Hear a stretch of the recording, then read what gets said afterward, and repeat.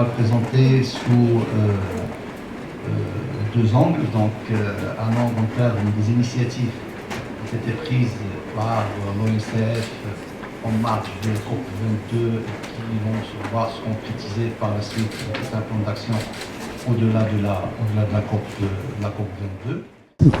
Alors voilà, donc aujourd'hui, Saïd Event, ça tournera autour des engagements dans l'ONCF pour tout ce qui est développement durable et on va le présenter à travers deux axes. Un axe, c'est tous les initiatives prises par l'ONCF dans le cadre de développement durable et avec une concrétisation à travers tout l'aspect environnemental du projet de ligne grande vitesse. C'est ce qu'on va présenter.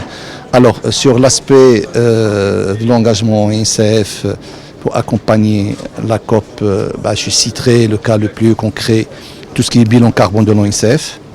Comme vous le savez, le transport participe pratiquement à hauteur de 23% dans les émissions de gaz à effet de serre.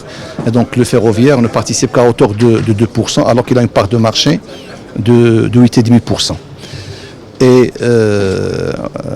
par ailleurs, je citerai que sur le projet ligne grande vitesse qu'on va le présenter, c'est un projet qui a été soumis à toute une démarche environnementale depuis sa conception jusqu'à la réalisation. Et donc normalement dans la présentation qu'on fait, on donne le détail de tout l'accompagnement sur l'aspect environnemental qu'a suivi la démarche qui a été adoptée au niveau de ce projet. Encore, nous avons organisé à Casa le 3 novembre les premiers assises de la mobilité durable. Et donc là, c'est une vingtaine de représentants de pays, des opérateurs dans différents modes de transport qui ont assisté normalement à cette première conférence des assises de la mobilité durable, qui a traité surtout de la mobilité durable au niveau des pays du Sud, et notamment en Afrique.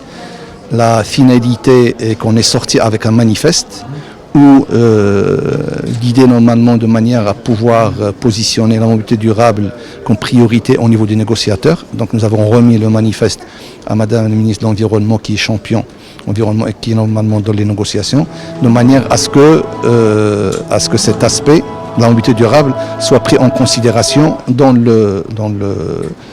les négociations qu'auront les négociateurs.